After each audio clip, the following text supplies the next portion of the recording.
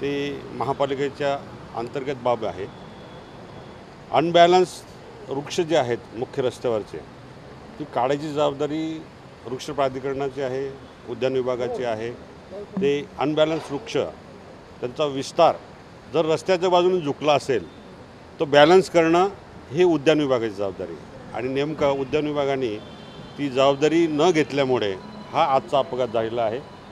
जो विस्तार रस्त्याच्या बाजूने झाला असेल, झुकला असेल वृक्ष, त्याला बॅलन्स करणं, विस्तार कमी करून त्याला सरळ कसा राहील ते बघणं हे उद्यान विभागाची जबाबदारी। निश्चितपणाने त्यांनी ते निग्लिजन्स त्यामध्ये उद्यान विभागात झालेला आहे। त्यामुळे 304 हा उद्यान विभागावरती दाखल झाला पाहिजे अशी आमची मागणी आहे। शहरामध्ये बऱ्याच ठिकाणी असे वृक्ष आहे, धोकादायक वृक्ष आहे, पक्षाच्या वतीने काही पावलं उचलली जाणार मी तेच म्हणालो की जे वृक्ष अनबॅलन्स आहे ते बॅलन्स करण्याची जबाबदारी उद्यान विभागाची आहे।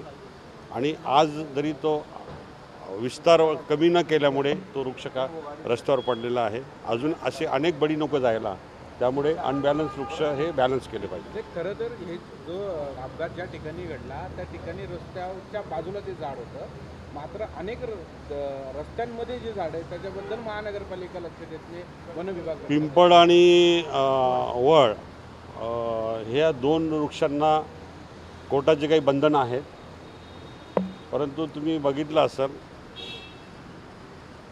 मागच्या काळामध्ये आदित्य साहेब या ठिकाणी आलेत आणि त्या एका वृक्षासाठी आमचे ते ब्रिज उड्डाणपूल रद्द झालेले आहेत। म्हणजे शिवसेना किती सेन्सिटिव्ह आहे याचं प्रतीक आम्ही तुम्हाला देतो आहे की आमच्या नेत्यांना कोणीतरी ट्विट केलं वृक्षप्रेमींनी आणि आमचे नेते त्या ठिकाणी व्हिजिट दिली आणि त्या मंजूर झालेले उड्डाणपूल, वर्कआउट झालेले उड्डाणपूल रद्द झाले आहेत।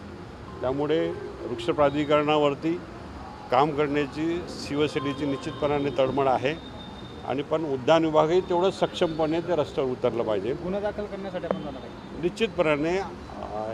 आम्ही अण्णांना बोलतो आहे, आता अण्णांना मी चर्चा करतो आहे की अनबॅलन्स वृक्ष हे बॅलन्स करण्याची जबाबदारी उद्यान विभागाची होती, ते त्यांनी त्यामध्ये निग्लिजन्स राहिलं आहे।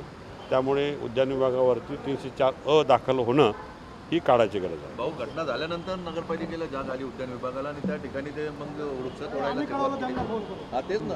अनबॅलन्स वृक्ष बॅलन्स करण्याची जबाबदारी, जर असं झुकलेला वृक्ष असेल त्याला सरळ करण्याची जबाबदारी त्यांची आहे।